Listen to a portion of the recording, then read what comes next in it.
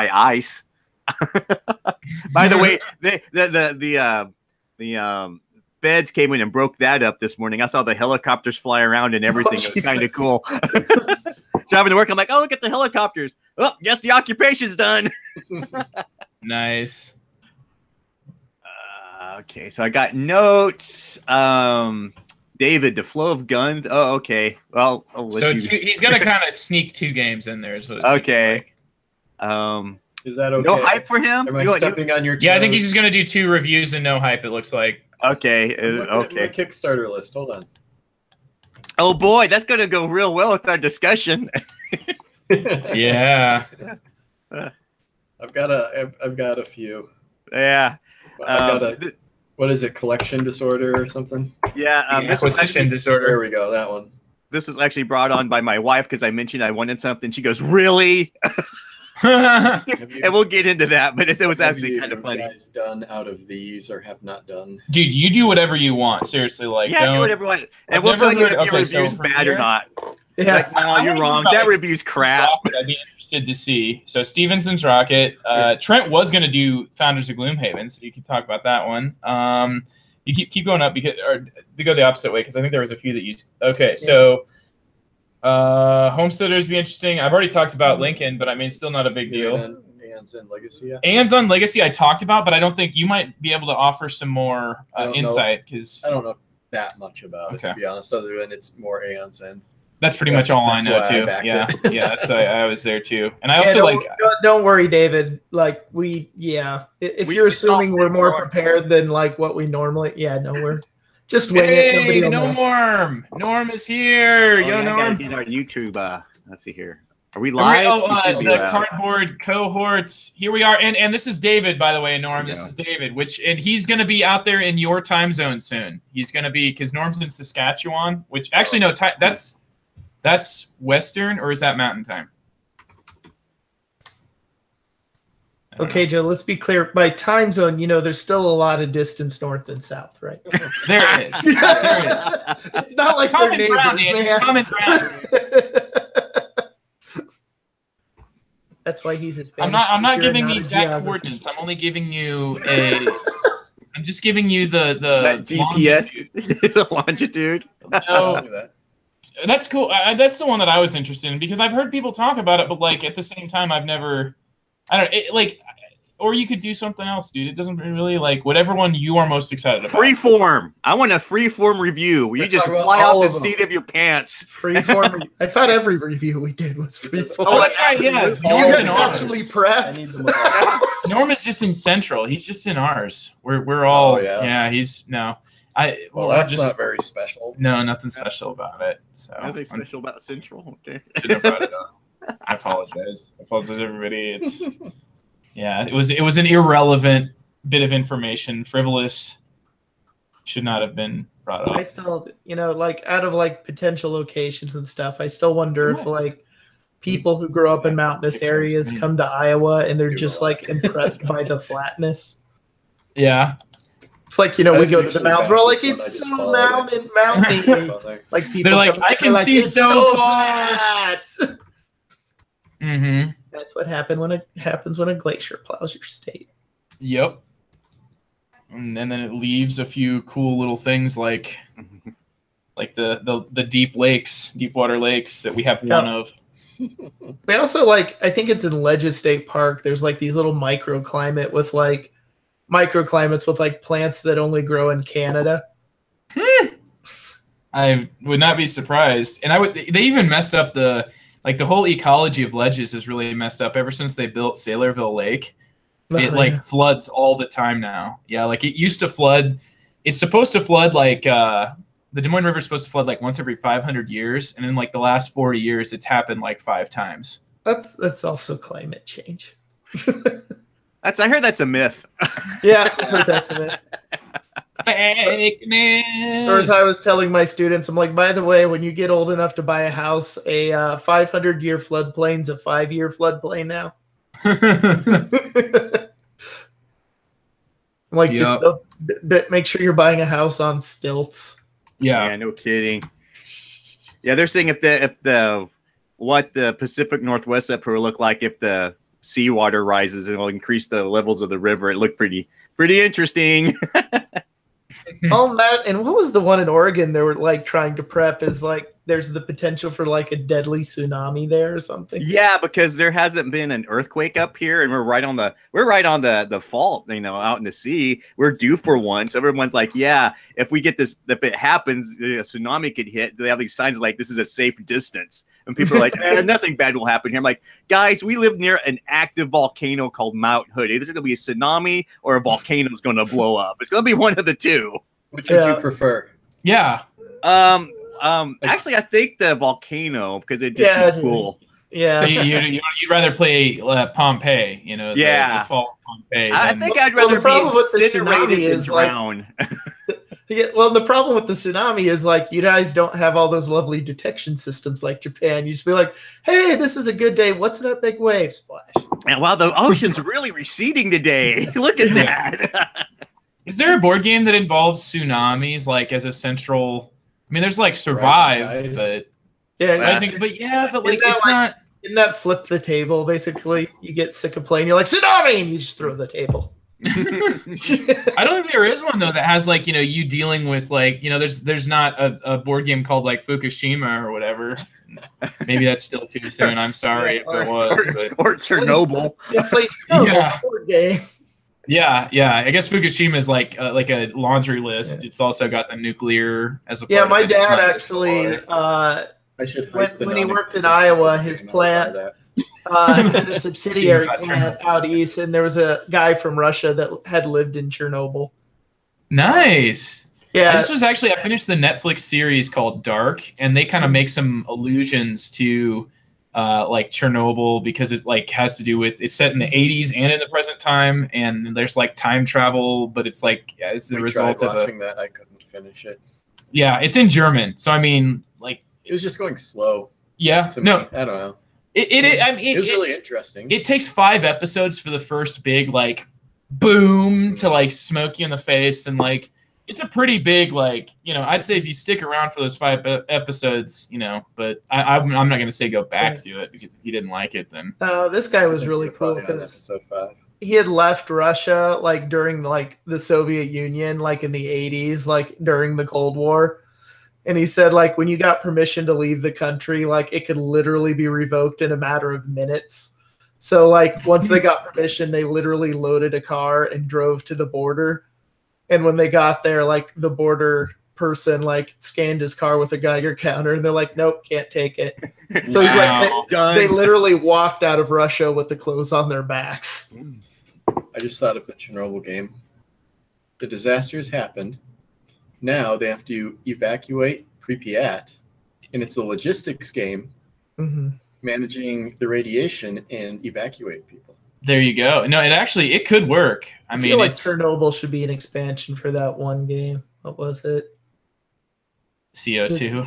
No, not CO2. No, the one that had like that was nuclear weapons. That wasn't nuclear power. I don't remember what it was now. I feel like there is a game to be had. Just like evacuating people most efficiently, getting them away, but it'd be a pretty solemn thing, you know. It'd be not one that you'd want to have lots of smiles on. 0. Yeah, now it is. It's good old Pripyat. I'm trying to remember how many people are evacuated. From there's Rising Tide. Does Rising Tide count? Norm did that. Right. We don't see many games that are like Soviet. Like Soviet development themed, where it's like, because like building those huge apartment blocks with tons, space for tons of people. I feel like there's a game there that hasn't been, at least I've not seen it. Then there's a great example of what happens when you ignore American scientists. They like basically their lead scientist for like, plant and crop growing or whatever didn't hold with that whole American genetics BS. So they like monocropped everything, and a disease hit and just wiped out their food supply. Yeah. Wow. So like, is that like the opposite or the example of GMOs? Yeah, they didn't like alter anything. It was just all one crop, all genetically the same. Like bananas. Bananas are like that, right? But like they did that with like all of their cash crops, all their. Yep. Widespread starvation. Yeah. I.e., you can have any ideology you want, but ultimately nature decides if your science is crap or not. Oh, that brings back so many memories of trying to do integrated pest management in Texas, where you're trying to convince farmers to rotate crops, and they're like, "No, we need all this one thing to make money." You're like, "Okay." Oh, did you hear the one? A guy was going around teaching, like it was cattle ranchers and stuff, that if you feed your cows a certain diet, like they don't fart as much, so it reduces greenhouse gases. That actually is it's significant, like the amount of. Oh yeah, no, it's actually more belching anyway. But what was funny about it was they were complaining because they're like, how are we going to make money doing this? Because it's more expensive feed and all that. And the guy showed them how if they can demonstrate that they fed them this diet and thus basically measure the amount of greenhouse gases they were reducing, they could apply for carbon credits from the government. Mm-hmm. So they could basically get more money by, not putting. It makes sense because, like, I've heard that a car and a cow produces more, Well, they produce CO2. The issue with it is they produce methane, which is actually a much stronger greenhouse gas than carbon dioxide, but there's just not as much of it being put into the atmosphere.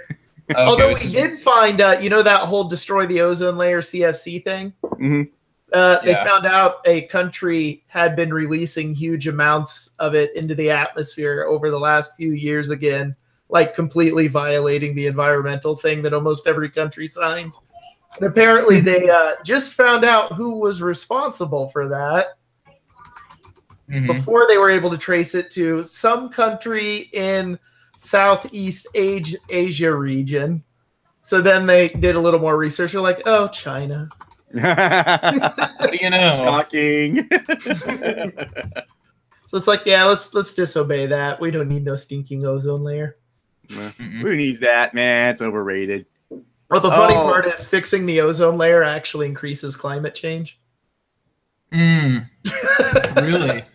Is it seal things in here now, or? Yeah, it just holds in more heat. The hilarious thing though was when I was student teaching in the Bush administration put out like this thing about the hole in the ozone layer, and they're just like, no, it doesn't really exist. The increased rates of skin cancer worldwide are simply due to lifestyle choices. Oh my God. And I was like, who the heck said that crap? Somebody in the Bush administration. But the hilarious part, go see a dermatologist and see how that works. Because kids and adults are spending so much more time outdoors these days. Yeah.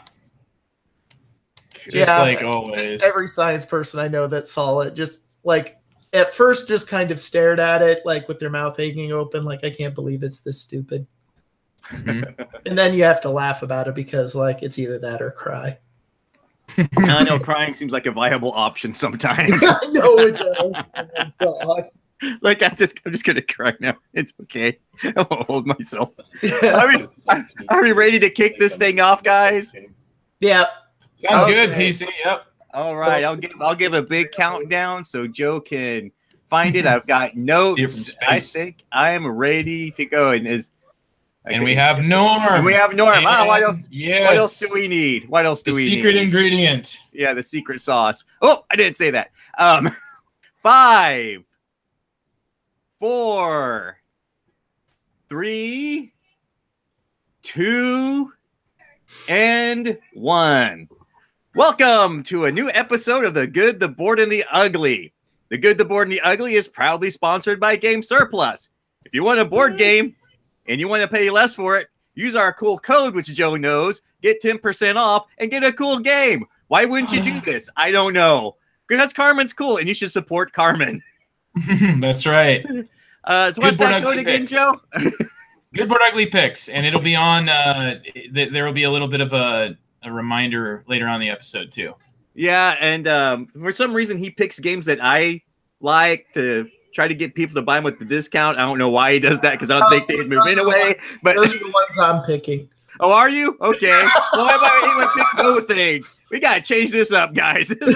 My thinking on the discount was like, I just want, we got so many different like people that different tastes, and like Carmen carries a lot to cover different You know, a lot of the stuff I put on that list were like, I know that TC likes this, I know that Andy likes this. So like, you know, even if it's not just my favorite stuff, right? And it's not just, it's all kinds of eclectic list as I've looked at it. Oh yeah. And it's like, it's a long list too. It's like 50 games or so. And I think that, yeah, it's a good chunk, but you get 10% off if you use that code, and that stacks with everything else. So hopefully you're enjoying Game Surplus as your online retailer, because there's a pretty great place. It does like the best shipping I've ever seen in an online retailer, and just great service. So thanks to Carmen for helping to make the Good Board Ugly sustained. Yes, and don't forget also we have a guild, so be sure to visit our BGG guild. It's Guild 2173, I believe that's right. So get on there. We have some interesting conversations going on. I know I'm seeing some interesting comments about myself there that I will comment on eventually, but it's nice to know I'm the focus of someone's attention.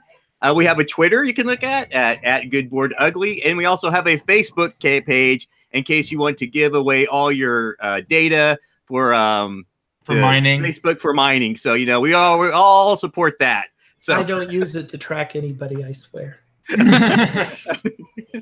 Okay, so there all our business. Any business we need to talk about? Anything exciting coming up? We've got some plans. I haven't finalized them because I've been busy at work, but we got cool stuff heading down the pipe. Well, I would like to remind everybody that we are not alone in this world anymore. And I guess we, you know, for as alone as we could have been with all the different projects and everything. But there's a really, really cool project. Just a new episode was released, and that is from our cardboard cohort. I've been practicing, guys. I've been practicing. I got it all. I got it all out. Come on, Brad. It only seems slightly awkward now. Cardboard cohort. And that would be Norm and Ryan from the Bridge City Board Gamers. So check them out on iTunes, Bridge City Board Gamers. You'll find two amazing products there, two amazing podcasts. Well, I guess they're kind of, you know, they're both hosted by the same individuals, but they have two different formats. One of them is Cardboard in the Classroom. So if you're into education, or if you just like to, you know, see some of the good stuff that gaming can be used, tabletop gaming can be used in a classroom environment, and how to make that happen in your class, which was the most recent episode. Check them out. That's on iTunes. That's called Cardboard in the Classroom, and it's underneath Bridge City Board Gamers on iTunes, which is how I get my fix. And then also they have Cardboard and Conjecture, where they review games. So check out Norm and Ryan there. And anyway, hopefully all is well, and they'll continue to keep putting stuff out, guys. It's really, really good stuff. I'm liking it. You know, it's the summer right now, so the Cardboard in the Classroom is a little bit of PTSD for me. It's just a little bit like, you know, it sends me the chills, and I'm like, I'm gonna wait, and I'm gonna remember what it was like to be a teacher, you know, because it's like that little breath of summer that we get. So I got like 2.5 months. I get a year. And you should start listening to Cardboard in the Classroom right now, because yeah, Except I teach middle school. If it's like more complex than like tiddlywinks, they get screwed up. I'd also like to remind listeners that we record live on YouTube, so there's a chance if you follow us that you can get engage in some live chat. We are also part of Punchboard Media. Be sure to listen to those guys. I have been listening particularly to the Mile High Game guys. They are a riot, although they are a little coarse with their language. They are really, really funny, because one of those guys is like one of the most hardcore, grognard, heavy Euro gamers I have ever heard in my life. It's hilarious. So be sure to check that out. So tonight, get your prickle, get your salt. Get your salt, yeah. Yeah, in case if you're feeling cantankerous, that'd be a way to go. So tonight we are going to be discussing, our topic of discussion is going to be, what is too many board games? So I'm really excited about this one because Carissa, my wife, actually instigated this when I brought something up, which we will discuss at length, because it was probably the wrong thing to say when you're doing a budget. It's like, it kind of flipped her out, but it's all good. But before we start all that, we have a new guest. We have David. Say hi. Hey. So I guess we should introduce. We have new David. Hi, new David. I don't know who you are, but you're new David. We have Joe. Hey, Joe. Hello, everybody. We have our train gamer, Andy. Hello. Yeah. By the way, you have quite the reputation in the train community, apparently. And of course, me. Really? I don't even know how that happened. Trust me, I don't know how my reputation got going, but somehow it did. It probably had to be to do playing a lot of games with people. Yeah. So before we get our discussion going, let's bring David on. He's going to discuss review some games. I have no idea what he's going to review because here is flow of guns and history and stuff. So educate us. Give us a review, David. What game you want to discuss? Just a couple of them, both by designer Jesse Lee. The Flow of History and Guns and Steel. Kind of doing both of them. They're both shorter card civilization games. Flow of History is more of an auction game that you can snipe cards from other people. It reminds me quite a bit of Through the Ages if it was condensed to an hour with a smaller card pool and all about auctions. If that makes any sense to people. I like it quite a bit. I've played it a bunch now, all player counts. The 2-player game is a little different because you got to mix things up a little bit with this AI type of thing, but it still works. Really, really like it. Guns and Steel, I really like the system. I am not a fan that it's really all about back and forth attacking. I almost hate to say this, but kind of Risk-like in a way, where things are going back and forth a lot. One of the main points of the game is getting the higher level cards, which you can't really have those stolen from you. But the wonder cards, which are worth more points, the attacks target those. The attacks also target resources that other players haven't played yet. And whenever you do an attack, it attacks all other players, no matter what. So that's kind of a good thing. That way you're not singling somebody out. But at the same time, it trades wonders around quite a bit, and you've got to pay attention to the tableau you have and the hand management, which I think is a great system if the attacking wasn't quite the focus. It wasn't the only. It's like the only thing in the game. Yeah, it's like you build, and then it's all about the stab. So yeah. So I hate to compare the two, but if I had to choose one or the other, I'd definitely choose Flow of History every time. I really like that, and I keep bringing it to play it. Guns and Steel does have an expansion that I haven't tried, so I don't know if it changes that attacking dynamic of the game called Renaissance or not, just based off of the name maybe, but that's all I know is there's an expansion called Renaissance for it. But anyway, highly recommend Flow of History. Guns of Steel, try it, try the system, see if it's for you, but too much attacking for me. Have you played, what was that, Ponzi Scheme? I have not. We were just talking about that earlier too, and I know it's by the same guy, and it sounds like a really interesting system, but I haven't tried it yet. Yeah, and another quick question I have: when you got Flow of History, did you get the regular version or the deluxeified version? the regular version. Yeah, okay. What did the deluxeified have? Like coins and metal coins, and plastic pieces. Yeah, I don't know how you deluxeify that game. It's cards, a pawn, and then I know. that's all it is. I really enjoyed Flow of History. Minis. Yeah, minis, of course. Yeah, but yeah, I really or an extremely large first player token. One of the Fleet's Kickstarter came with a die that was like huge, and it was just for determining first player. Yeah. But I really enjoyed Flow of History. I know we've discussed this before, but it's a really slick little card game. And like you said, I do enjoy the auctioning. I love the sniping. And the thing I really, really enjoy about it is the closed economy. Oh, yeah, for sure. That is the meat of the game. And that's what that game does that makes me want to go back and play it. And the artwork's fantastic, at least on the 4 cards, I think. Yeah. That, regularly through Harvest add more to the economy. The green cards with the leaf symbol. I don't remember what the leaf stands for, but Harvest something. Harvest is what it matters. Auctions. Yeah. And yeah, but I also know I haven't tried the Guns and Steel, but I saw it and I almost picked it up. I'm like, I'm going to play more. You really need to, TC. I mean, okay, just to be able to hear. Expensive. I think I got it for like $10. Yeah, it was worth it for the try, and I'll probably still play it again. I played it twice now. As I said, I really like the system. I just the back and forth on the attacking, like Flow of History has even attacks where you single out one person, but it still works to me. And then there's the attack everybody that Flow of History has too. But this is just you take up your hand and all of your attacks are back, and then you do them again. And then once your hand is all on your tableau. You pick it back up, and then guess what? You've got all your attacks. It's just and they come back. Yeah, and that really is like, if there was other things going on and you had to constantly defend, that'd be one thing. But that's really it. Like, it's the attacks are going to either deplete your resources, or they're going to literally like fight you. You're like fighting over these wonder cards, which are just worth points, and it's like that card will be in front of you, giving you 3 points. I play this. Can you defend against it? Okay, no, I take that 3 points from you. And so it's like you had worked so hard to get this wonder card, and then the system at its core is one that you were aware of because you'd played. I'd never played it before, but yeah, like you don't expect to like keep that. You know that like it's going to end when somebody wages in a war that nobody else can do. Like once you get that military advantage, that's all there is to this game, though. And then you pick up your entire tableau. I have all my attack cards out. I play an attack.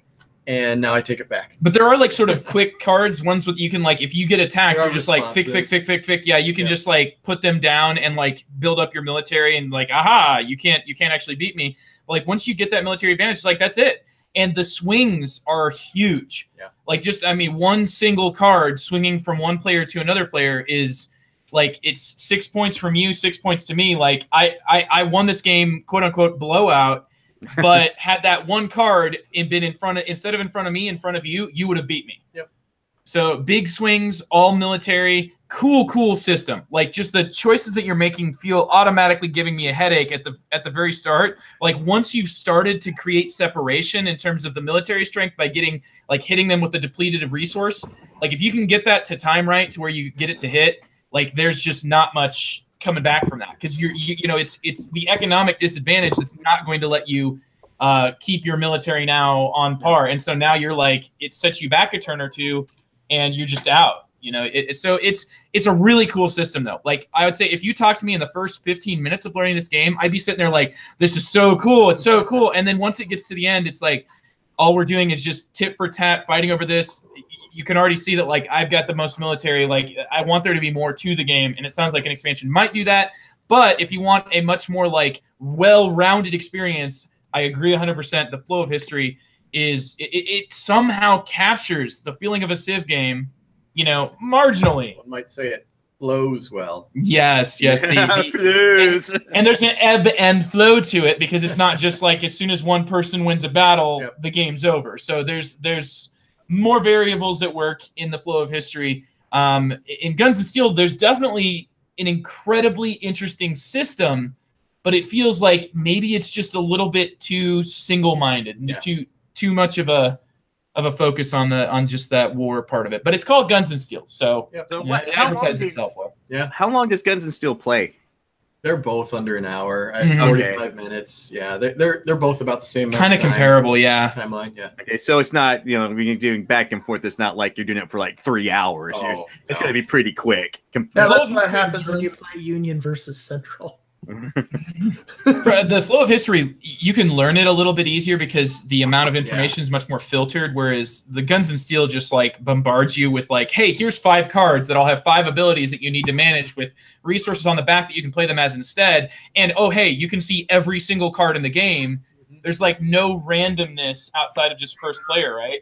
Nope. And then the variable setup, but like there's a slightly variable setup, but it doesn't like the problem.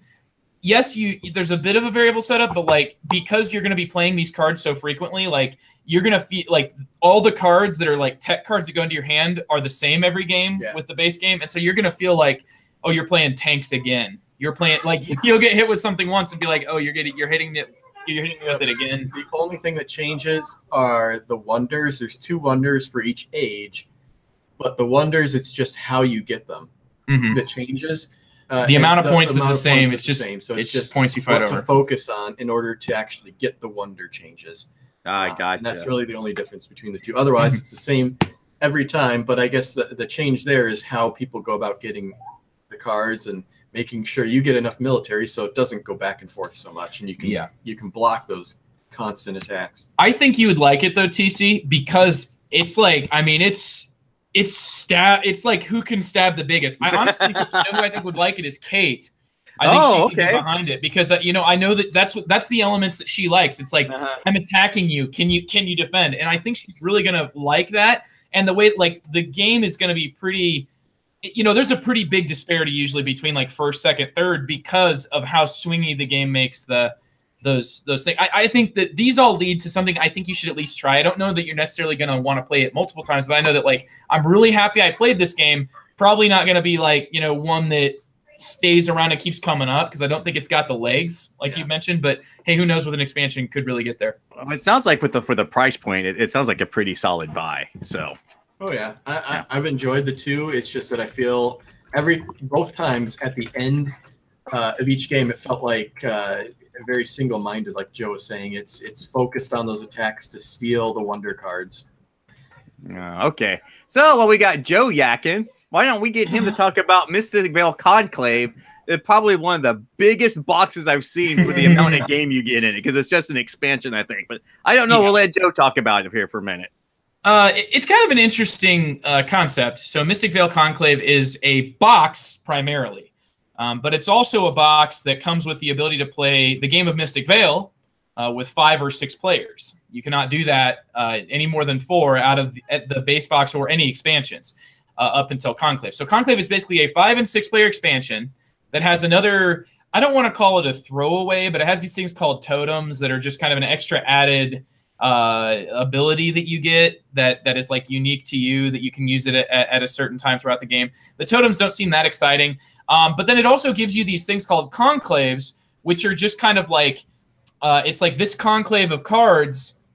You can set it up, like it helps you to set it up variably each time so that you end up with the right amount and the right distribution of cards, because the way that Mystic Vale works is basically you have 3 different decks that each have about 11 different named cards, and there's 3 copies of everything. But you're essentially, what you're doing here is you're crafting cards. It's a deck building game, quote unquote, but it's more like you're adding advancements to the cards that are already in your deck. You start the game with 20 cards, you'll end the game with 20 cards. It's just a matter of whether or not you add advancements to all the cards that you get. So Mystic Vale Conclave makes this game go up to 5 and 6. And if anybody has heard me talk about 5 and 6 player expansions in the past, usually it's negative. Usually I'm going to be like, there's no, like, you want to play this game with more people. Like, there's a reason the designer only wanted this to go up to 4, right? And I know that. I've played 4-player games of Mystic Vale, and they feel long. They feel like, oh my goodness, like this needs to start. Like, we need to start making points here so we can end this game. But here's what Mystic Vale Conclave does. And that is better than Dominion, because Dominion's just like, let's make the game go slightly longer and add a few more things. It's just going to take them longer. Mystic Vale divides the game in halves and makes it so that you're playing a full game on the right side of the table and a full different game on the left side of the table. You have tokens. One says day, one says night. They correspond with a big banner, a big old cardboard banner that tells you this side is the day side, this side is the night side. So the way that it works is I start with the night token. A person across from the table from me starts with the day token. Both of us have to take our full turns. We pass this token to our lefts. It has a waiting side. So like if I get done earlier, it would go to my player on my left with the waiting side up. And the same thing, once the player across from me gets done, they go to waiting as well. And as soon as they're both ready to start their turn, they flip it over to active. And so that way you're making sure that like you keep, that one doesn't sort of outpace the other. So you're always making sure that like it's essentially what it is it's 2 simultaneous turns, but they both have to get done before you can move on. If that makes any sense. I played this game with 5 people, and I played, so there was a day and a night phase. It was a 5-person game, but it honestly felt like I was more engaged in this 5-person game than I have been in 3 or 4-person games. Because it's like I was playing 2 simultaneous 2.5 player games. That sounds kind of strange, but it's like I was playing on this side, then I was playing on this side. And yes, there's less like, I feel like there's more tactical decisions because you're not like, the best way to play Mystic Vale, if you really want to play it strategically, is 2 players. Because it's like every time I buy something, I'm now creating an opening for you, right? Like I have the most control. If you really want to play for control, play it there. But if you want to play this game and enjoy it, you can play this with 5 and 6 and have it feel like a 3-player game or less because you're doing these 2 consecutive turns and the system actually works. It blows my mind. It's interesting. You're still like playing from the same deck, right? So it's like I've only sorted this one set and I put 3 cards on the right, then in the same deck, 3 cards on the left, right? So it's not that different. It's not like Dominion. Like imagine if you had a Dominion Kingdom on this side and then a Dominion Kingdom on this side, it'd be like, whoa, this changes the game a ton. Mystic Vale is more like, it's just there's more options, right? There's 6 cards at any one time. So you know you're going to see pretty much everything. It's just whether or not you get access to it when you have the right amount and can use it. I've just had a really positive experience teaching this one to newer players, people that have played games before. There are some interesting differences between this and other deck building games that come out. And what's most impressive to me about Mystic Vale Conclave is that it makes 5 and 6 players work with a structural change that is executed quite well, works, and makes me feel like I could say playing this game with 5 and 6, as long as you're okay with kind of moving around the table, you know, it's probably best if it's a big round table as opposed to the longer tables. But I've just had a really positive experience with it. I do think my next step is to try this one with my game group at school, because I do think the kids would like, you know, the sleeving cards and creating, you know, their own sort of their own deck that, like, you know, you look through that deck and you feel like I really built this one, you know, like every single one of these cards I helped to craft. And but I'm really enjoying Mystic Vale. I'm excited to see what the new expansion Twilight Garden offers. I still have one more expansion I'm trying to track down so that I can actually play with the leaders and have people have choices. But yeah, I really sold Mystic Vale short.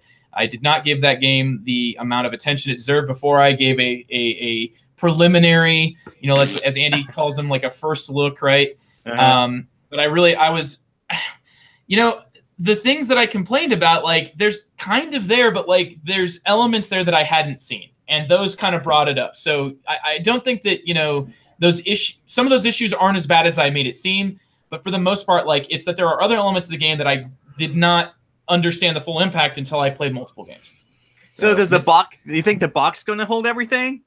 Oh, so there's 3 main storage rows, and I have all of the content except for one of the expansions, and I'm still pretty sure I could fit that entire expansion in 1/3 of the entire box. So I'm only using less than 1/3 of that box. Like, It's just like the entire thing fits in 1 row. Like, I seriously, like, you could get that game to be in a Splendor sized box if you could organize it right. And the game just comes with divider cards, so it's not like it's, you know, like a vacuum formed insert. There's vacuum form for like the tokens. And it comes with a few extra things that are just nice accessibility or help you keep track of how many of the Veil card symbols you need. But those are really kind of, to me, like I said, the content here is like, if you want a 5-6 player expansion and a way to store the game that's just better than the base game itself, does run out of space with the amount of expansion that's out right now. It does run out of space. So like this one has a lot more space to grow, and it makes it work at those higher player counts. So I think Mystic Vale needs at least one expansion just to be playable. I think that you should not talk about Mystic Vale by itself. I think it should be considered a full game with its first expansion. And it makes me question, like, how do I rate that expansion? If I feel like the game itself is incomplete and needs an expansion to like validate all of the specific, you know, all the strategies, do I rate that expansion high because I like the way that it integrates with the game? Or do I rate the expansion low because it's, you know, it's like, this does not feel like an expansion. It just feels like you just didn't put in an entire game. You wanted to lower the price point, and so you did that by actually stripping necessary features from the base game and putting them in an expansion. So how do I even, like, you know, how do I rate things? I don't even know. I don't know. But that is Mystic Vale Conclave. 5 and 6 players does it really, really well. From AEG, yes. Yeah. Like they did this with what is it? Smash Up. They have just the huge box. Say, I got the Smash Up box, and I still haven't filled half of that box up with everything they have for it. So what did the big Smash Up box come with? Because I mean, did it come with many cards? It came with like a mini expansion with the geeks, and the big draw of that one was you had a Will Wheaton card. Okay. Yeah. But it was mainly like it was basically a promo in a gigantic box. Yeah. Okay. But I do have my box signed by the designer because he came by GameStorm. So word. So okay. I think this is a better deal than that. You know, it's more like, you know, this is more than just for people that are wanting a box big enough. I do think that if you want to play this with 5 and 6, it does something different, and I think that's to be noted at least. Yeah, but in your game, do you get to be unicorn ninjas? Actually, there is a unicorn card, Andy, and I would say that you marginally identify some of the other forest folk in the game of Mystic Vale as ninjas. And just all right. Yeah, I prefer vampire ponies when I play Smash Up. Vampire ponies are fun. Okay, well, hey, Andy, what do we got going on here? What's your Dragon Castle? Ooh, tell us about Dragon Castle. I'm very curious about this. Yeah, so Dragon Castle actually is not a heavy game, I would call it. No. So different for me, but this is the kind of like, I would rate it as kind of like a light, maybe a light medium.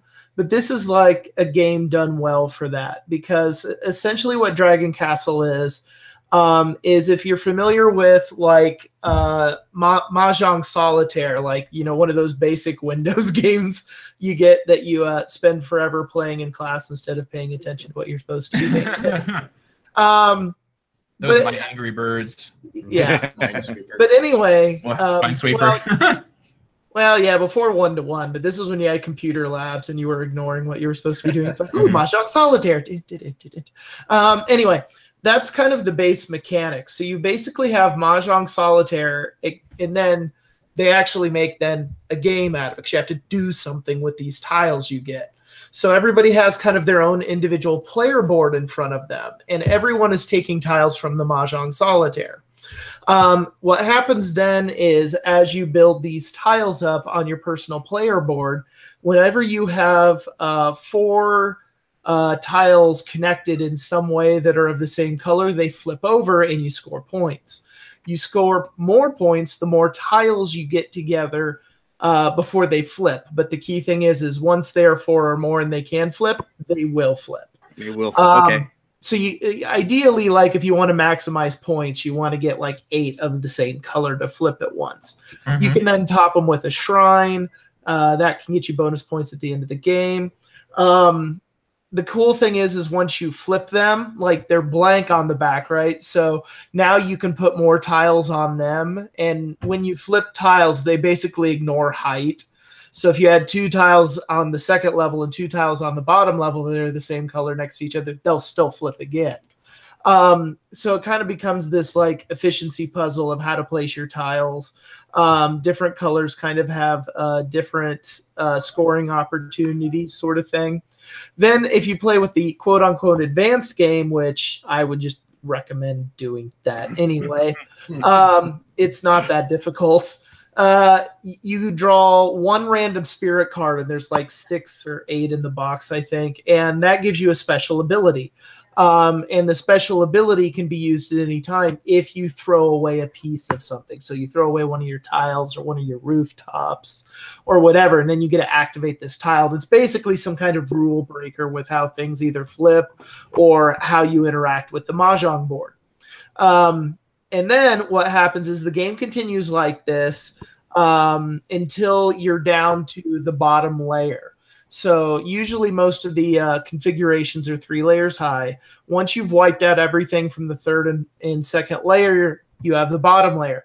Then your choice is you can either continue playing, taking tiles off the bottom layer, or you can take one of these little discs, and these discs are worth 2 points at the end of the game. Once all the discs are taken, basically the game is over at that point. Then you do some final scoring based on these roof tiles you put out. You also, in the advanced game, get a dragon card, and the dragon tells you what's going to be bonus points at the end of the game, so it kind of influences how you want to build things. You add up all the points, most points wins. The thing I really like about this game is there really is some decent decisions to be made as to how you organize things, whether you're going to take those discs at the end of the game. So I played this with my wife, and I totally thought I had smoked her. And so I was just yanking those discs off as fast as I could while she kept trying to build on her board. And then when we added up the score, she had beaten me by 2 points. So, yeah. But it's kind of hard to call like that. So there's no real score track. You just get these little chits with victory points on them. And you just keep building those up. But it's got that interesting decision to make. There's different actions you can take on your turn, like whether you're going to take 2 tiles or 1 tile on a roof, or you can actually just take a tile and chuck it out of the game and get a point for it. So there's the potential for nice interaction, because you could technically look at a situation where you're like, oh, you're going next, and oh, that tile's really good for you. Yeah, that's a point for me. Yeah, I'm taking it. And you can do things like that. So there's kind of this variable end condition to it. There's variable kind of scores. The thing that I think is really good about it is there's some really honestly decently meaty decisions for a light medium game, but it's got that automatic in because almost everyone has seen that Mahjong Solitaire before. Mm-hmm. So that's like the hook. It's like, oh, do you like Mahjong? So this is like that, except we do this other thing with the tiles. And I was able to teach it to my wife, who is much more of a light gamer. She enjoyed it. I played it at game night. Most of the people there enjoyed it. The only thing I would say is Tony Fryer, formerly of Heavy Cardboard, was really liking this game as well. And I agree with him. I think I may actually like it at lower player counts more. Like, is it primarily a 2-player game is what I would be wondering, because this type of sort of abstract, I don't want to call it an abstract, but like, you sort of, this type of game seems to always be 2 players, right? It's like chess or checkers. Right. The thing about it is you can play it 4 players, but it's kind of a different game. So basically it's kind of like 5 Tribes in the sense, like the more people you add, the more kind of chaos there is. Mm-hmm. So like when it's 2, you can be very tactical because there's only going to be 1 turn of taking tiles before it comes back to you. So you can be a little more tactical about it, plan ahead, whereas the more players you add, the less ability to plan ahead you really have. Then it's much more of a what's good for me now. Mm-hmm. So, but other than that, it was really good. I think 2 or 3 is where it shines. 4 is okay. But 2 or 3 is where it shines. It plays in under an hour, so it plays pretty fast. When you get the game, it comes actually with 4 boards, so to speak. So it gives you a basic setup for 2, 3, and 4 players. But then on the very back side, it's just no pre-setup. And there's like 20 Mahjong board configurations in the back of the book you could use. Wow. So they'll give you like all of these configurations. They tell you how difficult they are and what player count they work best at. What did your wife think of this, Andy? Because I think that's really that's the key of this. Like, because this is clearly you stepping a little bit outside of what you'd normally play for the sake of something where you thought you had like a bit of a shared interest here, where you could find something to like and your wife could find something to like. Yeah, that was primarily my goal with this game. Was I was hoping it was one my wife would play. We'd vary things up a little bit because I'm like I said, it kind of has that initial hook of Mahjong. Like most people have seen that or kind of have an idea of how it works. And so that makes the rules teach easier because you're just like, okay, you kind of get this. Okay, now here's how these last few bits work. So it's basically Mahjong Solitaire with some scoring abstract tile placement. But yeah, my wife enjoyed it. She said she would definitely play it again. So I think it's gonna stay around. But it was, like I said, it was one I bought hoping that it would be at kind of a family-ish weight game, but just a notch or 2 higher than, say, like, a Ticket to Ride or a Small World or something like that. And I think this game works really well for that. So if you have like, a member of your family that has played Mahjong Solitaire, enjoys it, but they don't think they're a board gamer, this might be the one to really snag them. But I'm going to be keeping it around for sure. Cool. Yeah. I'm very curious about this one because my wife really likes Mahjong. She really does, and I showed her the picture of the tiles, and she's like, "We must try this." No, it's really good, and if I remember right, I don't think it's too expensive. The tiles are also kind of that same material as like the Azul tiles, so they're nice, really chunky tiles, like dominoes. Yeah, it only becomes a little bit fiddly when you have to like flip 8 tiles on your board. It's like, oh god. But other than that, no, it's really good. The different actions, the different colors, the variability it has in it, I think this is a light to light medium game done right. Excellent. So it sounds like it fires on all cylinders. That's right. That's good. Yeah, I'm going to try this out. I keep seeing on the rental shelf at the game store, and one of these days I'm going to snag it to try it out. Yeah, I would. Yeah, it's a good one. Okay, well, that brings it to me. I'm going to discuss. Yeah, tell us about Arkham Horror, the card game. The Night of the Zealot. Is that what it is? Yes. So we got a chance. It came in. We got a chance to play this whole thing. So I got Arkham Horror, the card game, Return to the Night of the Zealot. And what this is doing is, of course, it's an expansion to Arkham Horror, the card game. Shocking, shocking, shocking.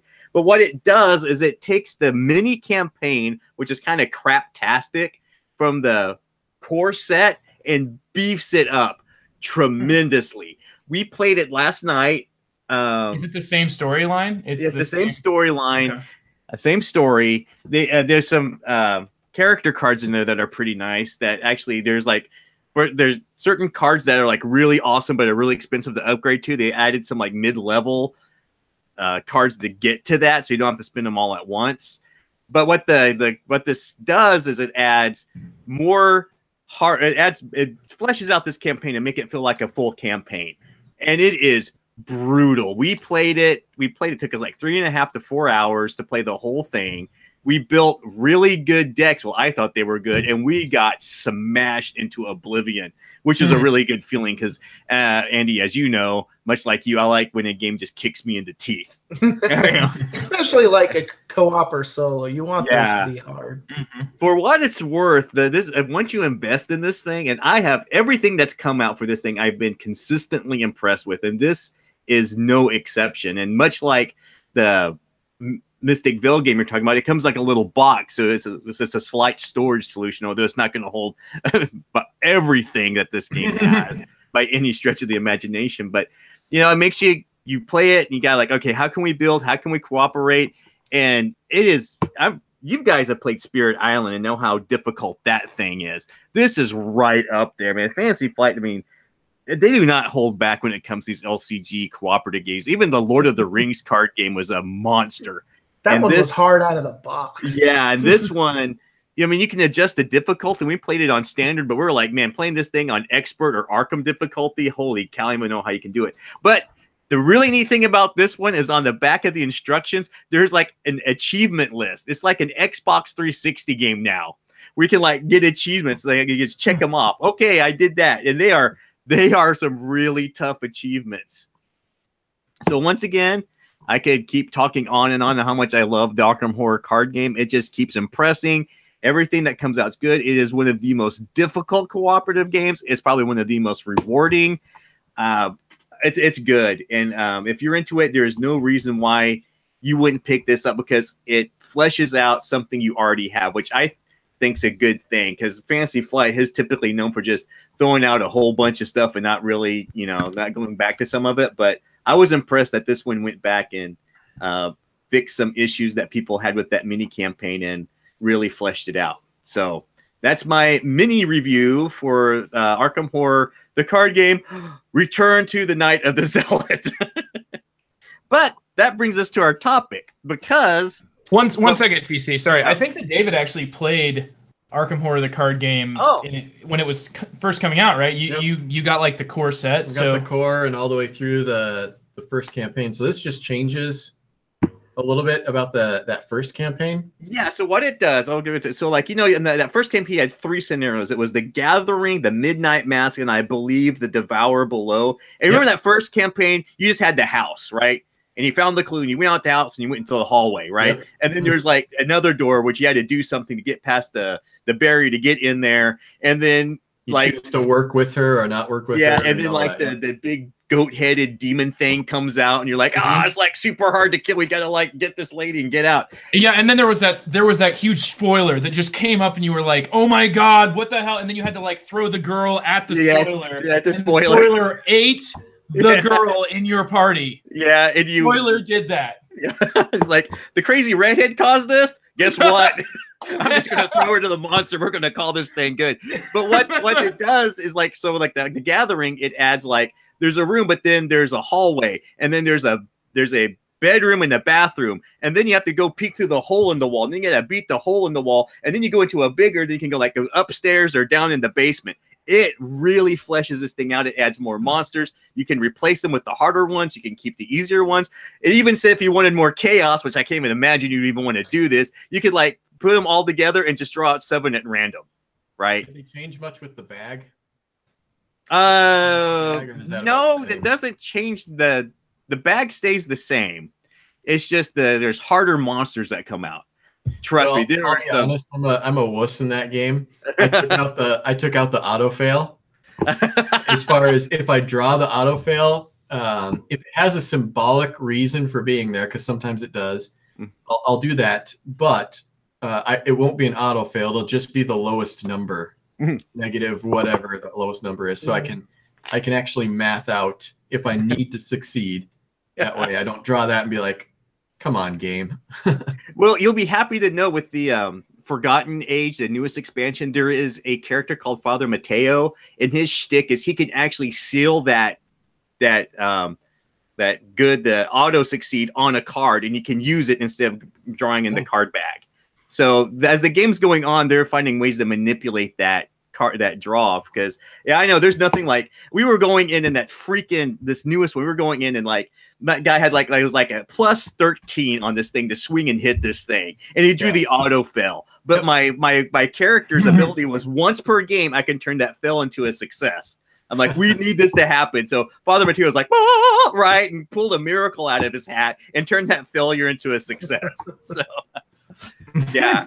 But yeah, I agree. It wasn't like the Lord of the Rings did something like they went back and started releasing like nightmare level decks. Oh Lord, yes, they're like nightmare decks, and even with the base game now, there's like an easy mode because that base game out of that box was a monster. I remember, like the first adventure was easy, and then you got to like the second adventure. It's like, Jesus, how am I supposed to? Like a cave, this troll comes out and just goes, "Oh, you thought you were good? Wham! You're just dead." It was like it was something that Trent would use to test all of his deck. Like before he even tried like the new stuff with it, he would like build a deck and then try to run it against that hill troll, and it's like an epic level difficulty. It's like this is something where you can understand it, but it's just going to keep on kicking you. And so I can see though YTC wanted to sort of segue into that with this the topic of tonight being like how many games do you need, because you end up with these sort of like I don't know, like these standing commitments, you know, kind of like the same way that RPG players will play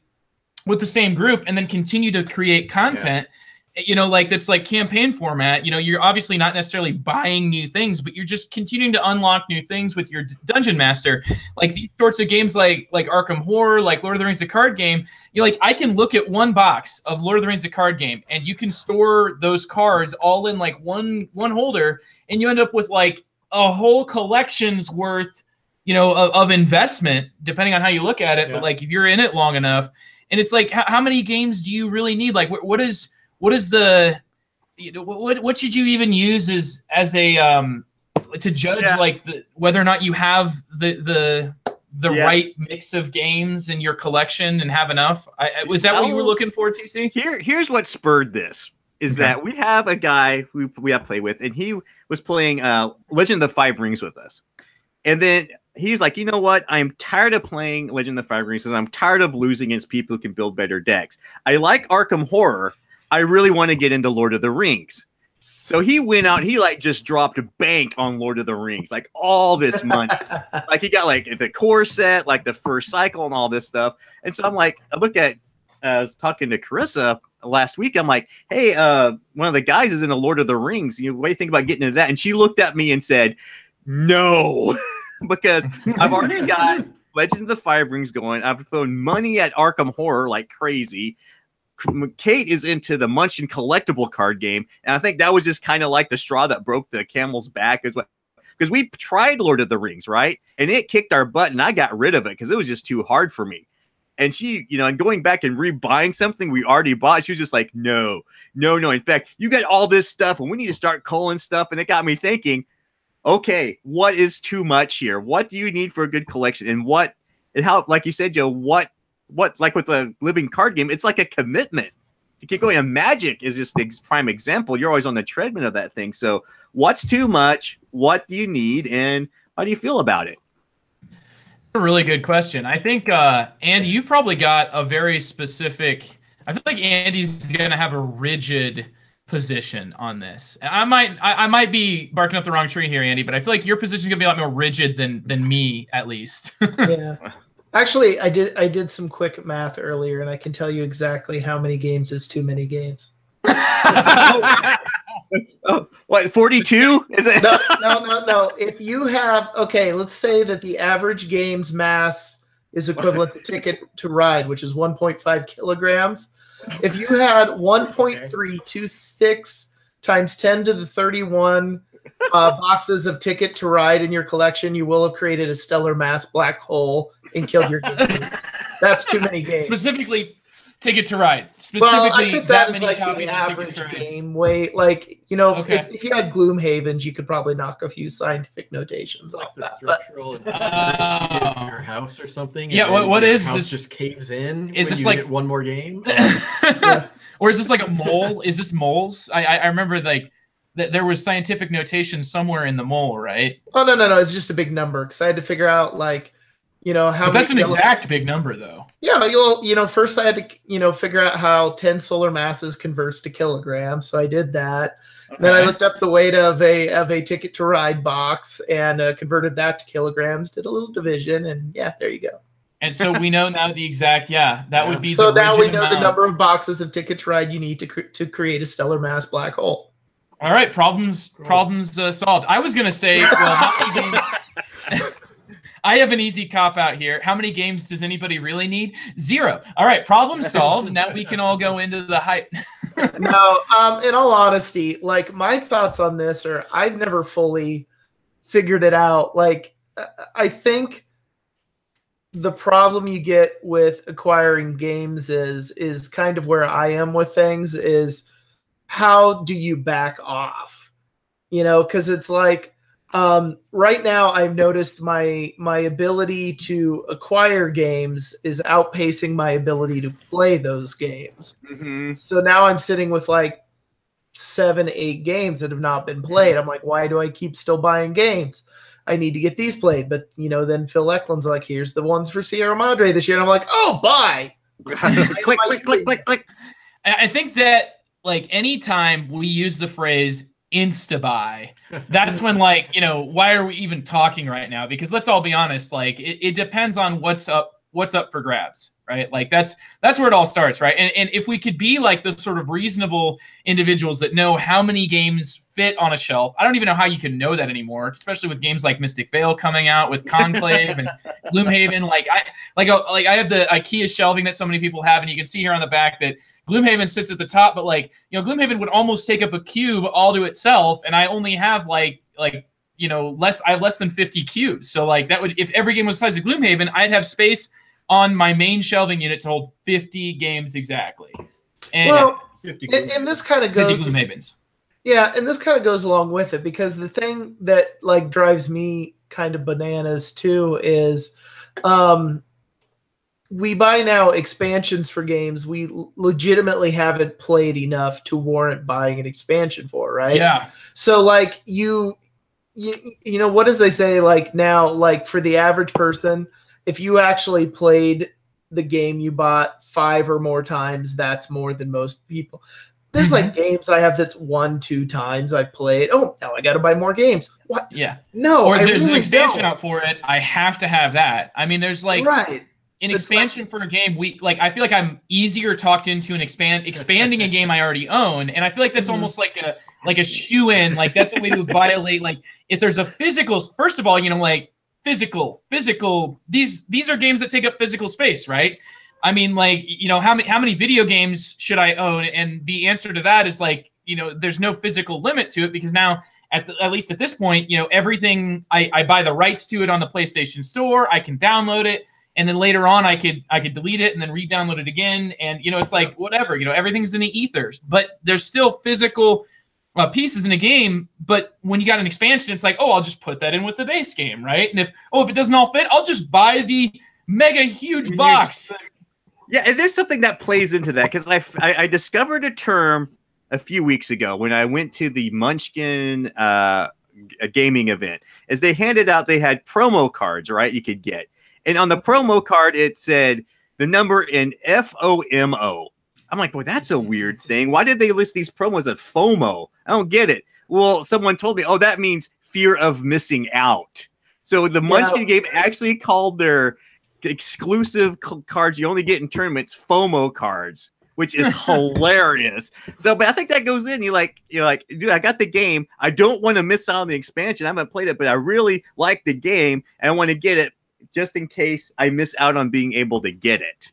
Oh yeah, completionist. Need everything. Yeah. And also, I think Kickstarter is fear of missing out. I mean, like if you want to make something Kickstarter exclusive, and just, if you have a game that you can't guarantee is going to be put into store shelves, and honestly, I think that some of these Kickstarter campaigns, the real big ones, are realizing that like you just go ahead and lead with that. Like we just do this on Kickstarter. That you're only getting it here. Doing this Kickstarter. Oh, by the way, here's a second Kickstarter. Yeah. We'll do multiple Kickstarters, and it's just like that actually does kind of, I think, reflect more of the actual production of the hobby. More so than like games are not being produced like 10 at a time by the week in the factory. It's being made in one huge order, being shipped in one huge shipping container that Andy is checking every single day. When he gets the link, he's like, where is it right now? It's still how many nautical miles south of Hawaii? And that would be sad if it's not actually true, but it is. Well, actually, Andy, that's a good thing, because when we get to it, I do have a small list of things to consider that you might have too many board games, but we'll get to that in a minute. Right. But yeah, no, I think legitimately it's like, in kind of bringing up Kickstarter, what did I hear now is like, we've gone from like cult of the old, cult of the new, to cult of the old, cult of the new, cult of the yet to come. Yeah, the cult of not even in existence yet. Right. And so like by the time everyone gets their game, like everyone's literally like well, I wouldn't say a lot of people have moved on to the new yet to come. They're like, oh, look, I got Gloomhaven. I'm done with that. Like, they played it once, basically. It's potential, the static potential energy versus actually seeing it happen. I just got this, haven't played it yet, but this could be so much better. That's happened to me a couple of times where I bought like a game, and before I really even got before I even got done with it, there was something out there that made me stop playing.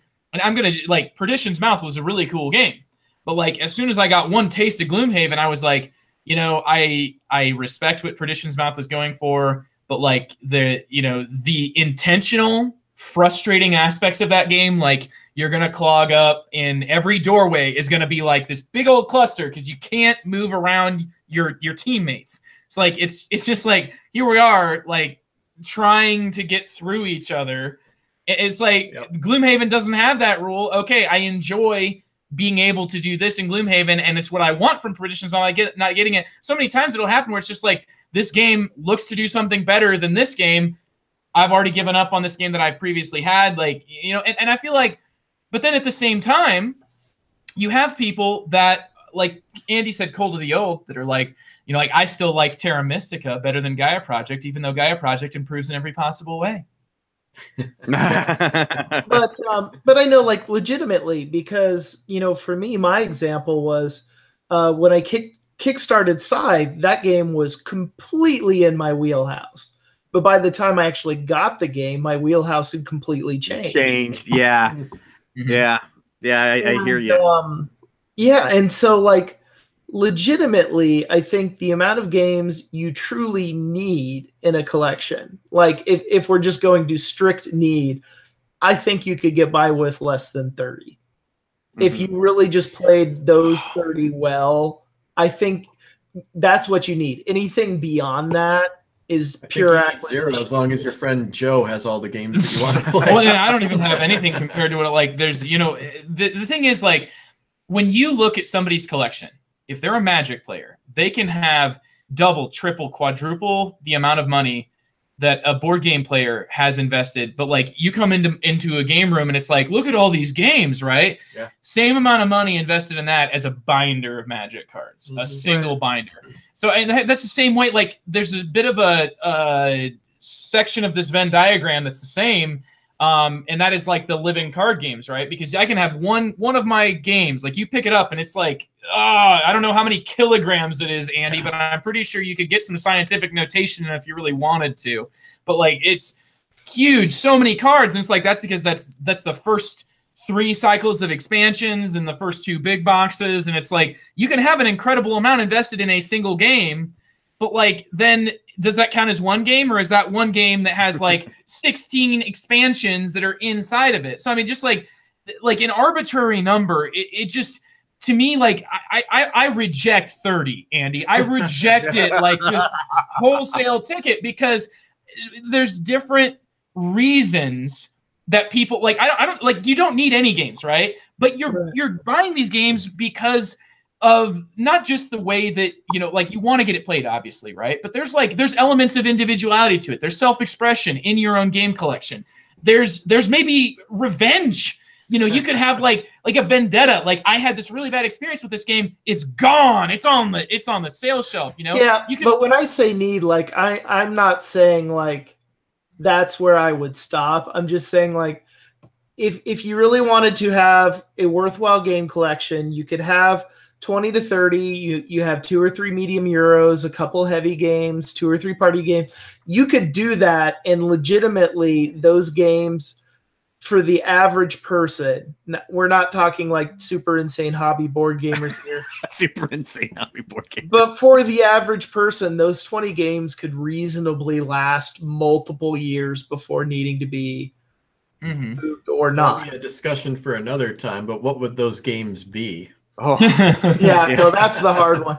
But no, like, legitimately, like, because my tastes have changed quite a bit, right now, like, I cull based on the type of game. So now if you're talking like medium weight Euro, right? So medium to medium heavy Euro, like, I start looking at it, you know, does this game, would I rather play this game or Agricola? Would I rather play this game or this? And if I can't say yes to that, I tend to But different spaces are going to be larger or smaller based on your taste. Here's the thing, Andy. Yeah. If your games collection is 30 games, it could be 30 18xx games, and that's all you need.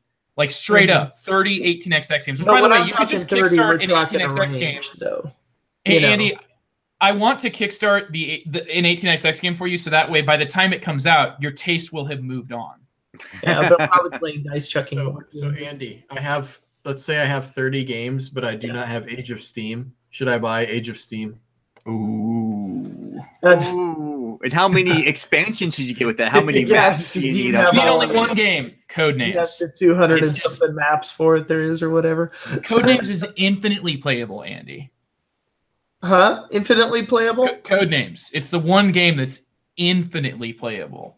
No, if you, like I said, if you're concerned about having a collection that would say, like, I'm going to invite people to my house, I want to have a game for every kind of group, right? Okay. If that's your purpose, I mean, for a lot of people, they might not, game. Oh yeah, it definitely isn't my purpose. If you look at my collection, all that stuff's been culled out of there a long time ago. But yeah, Andy's like they can also be dangerous, right? Like, there can be danger in owning a game. Like, I specifically don't want to own certain games because I don't want people to come over and be like, "Hey, do you have this?" And I say, "Yeah, let's play that." You know what I mean? There's like certain games that you find in my collection. I don't want to like make this about like what games don't go in my collection, what games are like, you're not on the list. Well, I have not on the list. I mean, the honest and true answer to any of this, of course, is, what is it you basically are trying to get out of the board game hobby? If you're collecting, that's different than just playing games, kind of. Like, I'm kind of a collector because I collect a lot of these weird, obscure, particularly Sierra Madre games, right? Mm-hmm. And I'll buy them even if, like, they won't get played a lot, just to say I have a game about erosion that's a card game, because that's hilarious. But what about, why don't you on Petrichor, Andy? People don't even know what that word means unless they like read the Kickstarter page. Right. I actually looked at that one for a while, but anyway, the smell that it smells like after rain. It's like the word for it. It sounds awful to me. It sounds like putrid, but it's a science term, so people are like, "No, it's cool, it's fine." But yeah, no. The question is really, like, when you really get down to it, it's this: it's going to be different for every person, because the real answer to how many games or too many games, it really comes down to, what is your budget? What are you spending your money on? And how does that influence your interactions with your family and friends? If you can afford the games you're buying and you have the space to store them so you don't look like you need to be on an episode of Hoarders. But I mean, if you're not breaking your bank and that's what you want to do with your fun money, then who is anyone to say that's too many? Hoarders Tabletop Edition. Yeah, Hoarders Tabletop. Well, so TC, I have an answer for Teresa, by the way. Okay. And you can tell her that I said this, so it's not coming from you. How many games do you really need in your collection? And you can, like I said, coming straight from me, not from you. So you don't have to like be the one saying this. But the answer is just this one more. Please. Just this one more, and then it'll be the only one. And that's all you ever have to worry about. All of my gaming friends already have it. But I need it too. I gotta get on it, man. Play with them unless I get a copy for myself. I can't even build a deck until I have this. Well, it's just a 1-card game. It's just Arkham Horror, right? Well, when you get down to it, if you start thinking about like best ways to do it, I mean, it's legitimately like you can have a group situation in your gaming group where, let's say someone brought viticulture and everyone thought that was awesome in your standard gaming group, and then like everyone buys a copy of viticulture.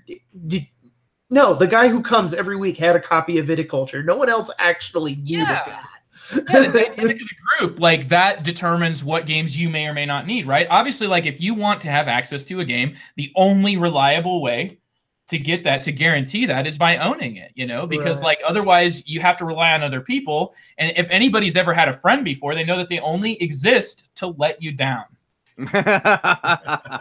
Well, I don't know if there's a time. Okay, fine. I'll buy it so I can bring it every time. Every friend out there just wants that one weekend where they can ditch you at the last minute and then leave you by yourself on your own. Yeah. See, I don't know if there's like a number limit I would say you need in your collection, but I do have some tips that maybe you have too many games in your collection, whatever that number may be. So I'm gonna go through a few of these. I want to hear you guys what you guys think about it. So my one thing is, here's one of them. If you still have a board game in shrink on your shelf, then maybe you don't need to buy another one yet. Should we play like this, like never have I ever sort of thing? like because I feel like we should all have our hands out here. That never pinky out. Okay, that's one for me, right? Like, okay, it legitimately never happens to me because I have a compulsion to rip the shrink off and like sort everything as fast as possible. Yep. And Andy does not want me to like if there's a game that like we bought together, I think Andy would be like, but I get to open it. I get to crack the shrink. You're like, okay, Andy, whatever, it's not dude. The shrink. I get to organize it. Aha, yes. I personally smell of the box after opening it. that factory smell. I just personally have a problem. I mean, maybe it's just me, but when I look into the game, I know the game, I know when it's coming, and then I open it, I organize it, and then I at least make sure within the next few weeks that game hits the table at least once to see if it was worth all the trouble. I went to someone's house and they had an in-shrink copy of, what was it? For the People, the Mark Herman game, the Civil War one, right? I'm like, why is this still? Why have we not played this? Why? You have Empire? No, we need to get this out and open it and play it. But this guy had like so many games in shrink. It blew my. I almost felt like they were neglected. It's like you go to someone who has a Star Wars toys collection. You see that toy still in the package, and like that did not satisfy. That did not complete what it was supposed to do in life and make a child happy. It just stayed in shrink and was miserable, right? Like Toy Story 2. That is like one of the things that blows my mind. I know you guys couldn't see this just now, but Joe just looked back at some of the copies of games that he had. I've been to Joe's house. I see. I have like a look of sadness about how you're saying collection. I don't know. Like I'm trying to rationalize some things in my head, but okay, so there's different reasons you might own a game in shrink. And one of those might be that game is so special to you that you actually own a copy of it. And it just means that maybe it's because you personally are like, I think as soon as you publish or design a game, right? Like if you have copies of a game in shrink, obviously it's different, right? You have copies of your own book if you write a book. So like things change quite a bit when you get anywhere involved in the industry. And I'm still far enough outside of that, so I can't make that excuse. But like that's something I say is a valid reason for you to own multiple copies of something. It's like, oh yeah, this is a game I designed, and I have 700 copies because we were able to sell 300 in the Kickstarter. No but one else would buy them. Yeah, but the order was for 1,000 to get our prices down to where we could actually make money. Ultimately, I made a huge investment and still have 700 games. Would you like one? Now I need the extra bedroom. But the other reason that you might have a game in shrink is just like, I don't know, like sometimes you buy a game and then hope to like fund it. You know, some people look at their collection as not so much a collection as, but like, you know, they're sort of like amateur flea marketers, amateur, you know, like people who want to, and this is something where I always feel like if I try to play this game, I end up burned. Like hard burned, as in like is this the one Jake does where he always like kickstarts 3 copies and sells 2 of them? Yeah. I mean, that's like the idea is that like if you want to play a game, you kickstart it, you get all the Kickstarter exclusives, you get an extra copy, so that way that extra copy funds your copy. But like, you know, it's there are certain windows of opportunity in which they're actually going to be sellable, right? And It just depends on the game. Like the thing is, when there's $1 million of backers that back this Kickstarter, you know, or $2-3 million, is the market really large enough to support that much, you know, that many copies of the game? And the answer is, unless that's reaching beyond the board game geek community, beyond the I Kickstart games community, unless it's becoming something where there's this huge explosion in demand for the game, you are not going to make that. Like I've not made that happen. I've not been able to. I've thought, you know, like I've seen others do it, and I felt like, oh yeah, it's as easy as just the investment. All it takes is capital to then fuel your future, you know, like you end up with your money back and it's fine. But no, like I end up liquidating games for what I paid for or less, having to go to the post office. Like I just ran a huge board game collection. It's like, or board game auction. And like I was getting rid of a game. I got rid of a game that like, that was a in shrink Kickstarter copy of a game I already owned that I quite enjoy. Like I like the game a lot, but I finally was just like, man, I got to get rid of it. I've had this game on my shelf now for like at least a year, if not 2, a year and a half. And like, it's gone. So, I mean, like, unless you can reliably predict that the demand for this game is going to spike at some point, and many times you can do that. You get a single copy that you don't plan on playing, and it's just like you're waiting for the initial reviews, and then the initial reviews come out, and it's like, you know, but then there's still like that, it's still new in everybody's head. It's still like, you know, it's still huge. It's still like people have seen it and still don't know about it, you know, that it's not actually that good. And, you know, they've seen it, they know about it. It still gets like that name recognition, that Kickstarter initial boom, like when the fire first starts. And then you can sometimes unload them. But like in my experience, I am not a merchant outside of the games that I play. I cannot do it well. I end up losing money in the long run. And when it comes down to it, you know, what type of role do you want to have? If you want to watch the market, you can probably find out how to do it better than me, right? But I'm never willing to dedicate the amount of attention it takes into games I'm not interested in from a hobbyist, I want to play these games perspective, to where I can have that part of my collection. I think that I've tried that a little bit, but probably my collection, if it includes games that I'm just moving through just to sell, it is not big enough for that. It just depends on the attitude you want to have towards it, the amount of effort you want to put towards like being more of a custodian / merchant, you know, of your collection. The way you go with that is you just always buy 2 copies of a Sierra Madre game. And that could work for now, Andy, but here's the thing. What if that was the old way before Sierra Madre became like, you know, got into the hands of the people that were most entertained? And here's the thing is like Phil still largely does his own production. Like I feel like this used to work really well for like CMON and stuff before CMON was like big. So like, you know, you would have that certain population of people that would back the Kickstarter, and then you would have a significant board game population that didn't know about it. And then somebody reviews it and they're like, look at all this cool stuff. And then you get all the people like, I will pay anything to get it. But the problem is once all those people learn to start paying attention to that individual group or whatever, then that doesn't work nearly as well. But again, plus it doesn't work nearly as well the more people you have trying the same racket, right? Yeah. So it's percentage based, you know, and if the percentage of the reach, especially with Kickstarter, because Kickstarter has just become, it's a part of, it's not going away. it's not going away. Crowdfunding board games. There's a reason they exist because it's, it's a hobby territory. There's a significant investment in physical pieces and the logistics of getting those to your hands. Like there's money involved in this that, and then it's going to eventually dry up, right? The company is not just going to sit there collecting $1 off of every single digital sale from these things, like they will otherwise. Like there's certain sort of like this sort of brick and mortar, the same things that can be like things that make it difficult to make a brick and mortar store run. That's the same sort of things that plague board games, like the traditional way of selling board games. Like how does your reach get out there when you don't have people coming into your store, or your store is a Magic store, or how much does your store actually focus on board games, and how much does any game store really have the ability to focus in on board games? By the way, Game Surplus sponsors the and they are a specifically board game.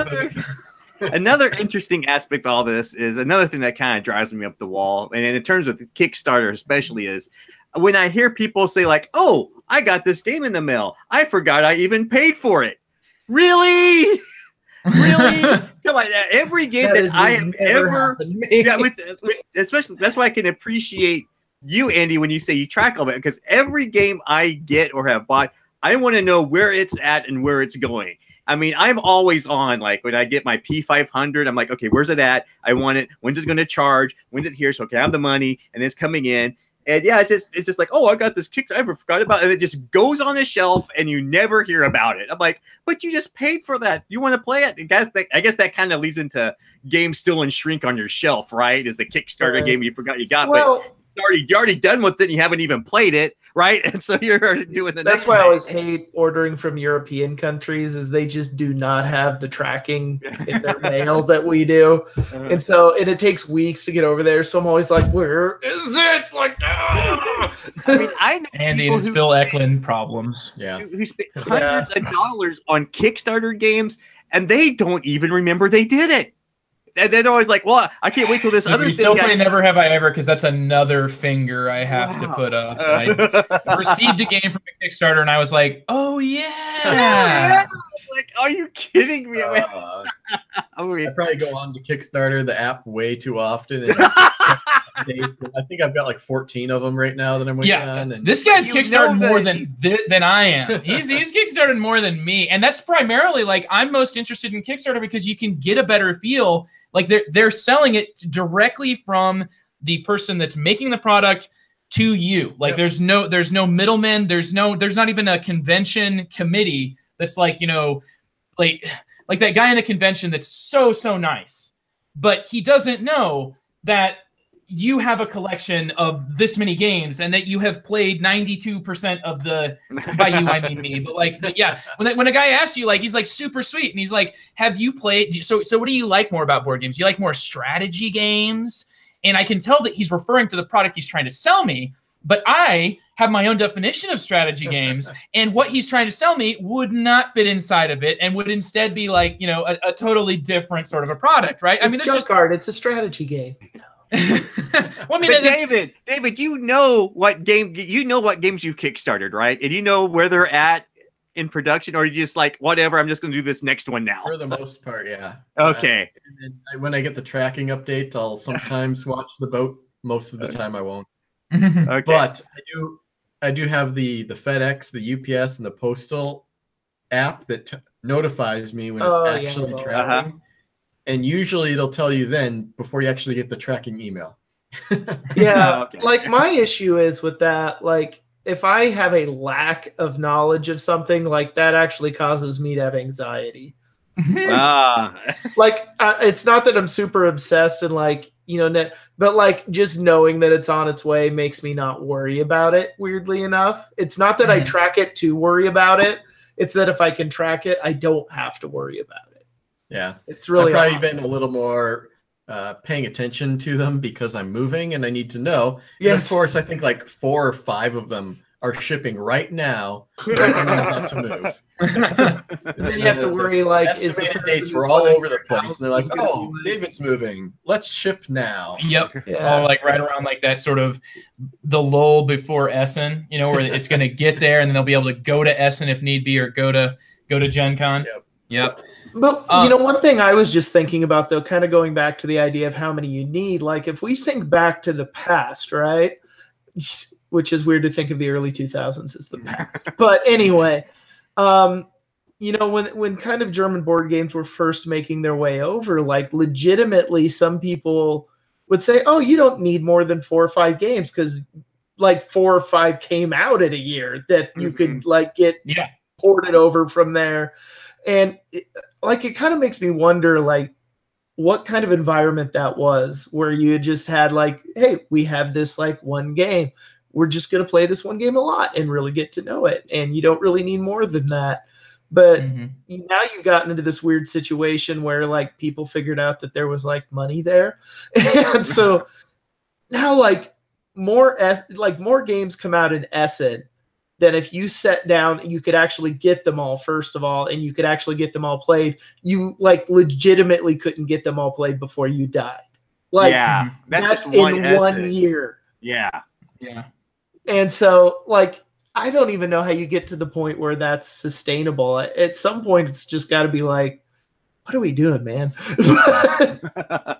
Yeah, it's an interesting question. I mean, I didn't mean to be so contrarian when you were talking earlier.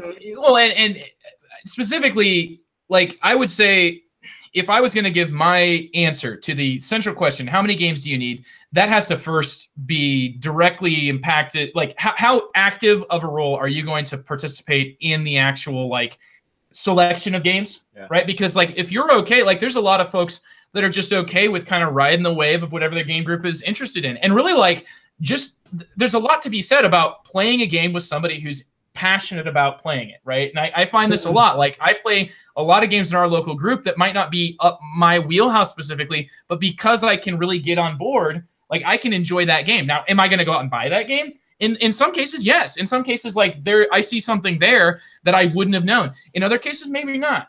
But it's like how active a role are you going to take, right? Because the answer to your to the question is how many games do you need? Well, it just depends on what your environment's in, right? If you run a group, or if you have like a group that meets at your house, like like either a public group or a group that meets at your house, you're going to want to have a composition of games of a specific style, or at least cover certain spheres, like kind of what Andy was referring to. Like if you want to hold something at your house, like if I'm going to have a game night, I would want to have games that would please people that I anticipate attending. And if that includes like non-gamers or people that I'm unfamiliar with, it's going to include some party games. Like the games that give Andy the cold sweats anymore. Just the ones that he just can't even. Yeah, like there's a new one coming out, and he wants to tell me about it so he can just remind me of how much he hates them all. And I get it. But like, if you don't want to play those games, I get on party game Kickstarters just to like shake my head and judge them. Yeah, there's a pretty bad one on Kickstarter right now. That's a yeah, the one that needs minis. Yeah, those were joking about it. But yeah, we wouldn't say this on the air. But there's a ridiculously male body part. So yeah, a game that's literally about like tableau building and you do the math there. With anatomy. Cards. That could legitimately be like sold in certain festivals in Japan. It's crazy, but then at the same time, like people who are buying that game might be buying it just because of ridiculousness and because they're like literally have a board game that's about this, and then somebody's like, nah, you can't possibly do that, or it could be like a fun game to give at like a wedding shower, like a bridal party. White elephant gift. That's right. Or white elephant. Jeez, Andy, holy crap! Yeah, you throw that into the white elephant, and somebody pulls it out, and they're like a grandma, and they're like, goodness, what is this? Hilarious. Drawings of, and then the whole table's like, Andy, why did you do that? We'll never be the same now. You're never like it could totally work in my family. No, you do that at like if you're like a real serious business, and then you put that in there. That would be awesome. Yeah, no, the honest and true answer to this is the number of board games you need in your collection is one less than it took for your significant other to look at the credit card bill and then glaring evil eyes on it. Exactly. Enough for you to go under the radar. We need a game designer. Right. it's a cat and mouse style game where you're trying to get away with spending the most you possibly can because if she makes the accusation and then you can say, oh no, well that was just this. Then all of a sudden you've won, right? So you can set it's like almost Android Netrunner where it's like she flips over this and she's like, what's this purchase? And you're like, that right there? Oh, that was when I bought diapers or like water. This was like the game I played in my first teaching job because they refused to tell us what our budget was for spending. And so every year I would just order more, trying to figure out at what point they would stop me. There's that little boundary. I don't like this was like Southwest Iowa. It's like poor as crap. I literally ordered $3,000 worth of stuff one year. And they just approved it? Yeah, blanket approved. Whoa, you must have, that's like that's a whole degree of magnitude off of what I get. And this is not Southwest. I was at 2,000. I was like, oh, you did 2,000? Let's up that. We'll see where you stop. She's like, hold on, what's this credit? You spent $120 and that went to Kickstarter and you're like, hey, look, I didn't like the game and I sold it for 2 times that. That would actually go over worse with my wife. Legitimately made money. I was just buying it to make a profit. That's all. No, legitimately, that would be worse because my wife, like growing up, like they bought like one board game a year, and it was like a treasured family area. So she gets more mad if I sell them after buying them than if I just left them around. Yeah, no, it was crazy. No, and the best one was like in the teaching setting. The last year I upped it past 3,000 because they wouldn't let me just leave like, a purchase order for $500 for the new teacher. So they're like, well, no, you just have to order stuff. I'm like, all right, I ordered every stupid thing you ever even thought a science teacher might use. I was like unpacking it in homeroom and my student was like, what's that, Mr. Dennis? And I'm like, oh, it's a body fat analyzer. They're like, oh, what are you going to do with that? I'm like, I don't know. Threw it in the closet. Wow, Andy, you're really making teachers sound great here. Like we don't have enough money to spend. And Andy's like, I'm the exact opposite of everything that people are protesting right now. I got everything I wanted so much that I took West Virginian teachers' body fat analyzers that they requested and had denied, threw them in my closet and never used them. Budget. No. What's a budget? Yeah, I even got one of those like cat fur and metal rod static electricity demonstration kits. Andy, you were like all the things I wanted for Christmas as a kid and didn't get. I want all of that. That's why you become a science teacher. Yeah, I've told people I had 3 reasons for it. 1, improve the world. 2, torture children. 3, play with things. I try to keep my... It's hard for me with the game collection because I'm trying to teach financial responsibility to my children. Oh God, and you're a board gamer. I try to keep it down because when I say no, we can't afford that, they just go, but Dad. I go, oh no. So I gotta either hide stuff in my basement or keep it down to 2 shelves. But Dad, there's 3 games on the doorstep you haven't brought in yet. What's that? Why? You still have stuff you haven't played yet on the shelf, Dad. Why can't I get some new stuff? Oh yeah, it's hard trying to be a good parent and juggle your hobby sometimes. Oh, see, when my teenager did that, when they were like, I bought something, she's like, I thought we were supposed to be saving money. I was like, yeah, when you work as hard as I do in a day, we can have that conversation. But on the flip side, we've been going out with Kate, and we've been buying 3 boosters of Munchkin a week just to build decks with. And I think for just $10, that's a pretty good value investment to have with my kids. So yeah. No, there's also you can spend $2-3 at a garage sale to get a copy of a game that you spend otherwise. So besides the financial burden, you got the physical, the financial, but above all, I would say, if you're buying a game, know what situation is that going to get to the table, and is that something that if you visualize yourself there, then you have to consider other factors. But if that's not a part of it, if you're just buying it because you want, you should be wanting to use it as a tool and not, use it as a trophy. I think that what you said earlier rings true, TC, that you see people not even opening things. I don't think that because something's in shrink, it necessarily means for me, if something is in shrink, it might just mean that like I'm like for me, it's a huge reward to open the shrink on something. I do not want to have multiple games that have the shrink torn off of them that I've not read the rule book for, that I've not played. You know, like for me, like if I've all I've done to a game is remove the shrink, then that's like the worst thing I can do, right? The most expensive mile you put on the car is the one you drive off the lot. And I've still got that shrink wrap. Yeah, that's the most expensive move you make in that board game is ripping that shrink off, you know, potentially. You know, like once you own it. And so I don't know, like it's picture yourself in the environment in which this game can really work, and then, you know, the rest of it, if you don't have a game group that will play it, then are you okay? Are you comfortable with the solo variants? Are you comfortable with the enjoyment you'll get from, you know, like playing it, from reading the rules and just owning it? Is it central to your identity to the point where like you want this to express yourself?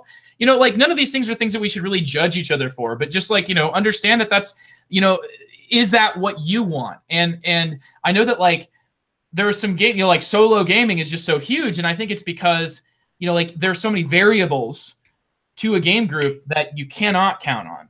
And so you got to kind of be comfortable, especially like if you're at the point where you spend so much of your enjoyment making products or researching products and purchasing those products and putting those products together. You know, so much is this like sort of behind the scenes work that like the actual show that happens on stage very frequently is a disappointment because it can't possibly live up to your expectations.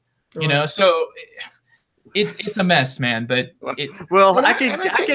I can promise you the only game I would have in shrink in my household would probably an extra copy of Rex, because my copy of Rex is on the verge of falling apart right now, and I need a replacement pretty quick.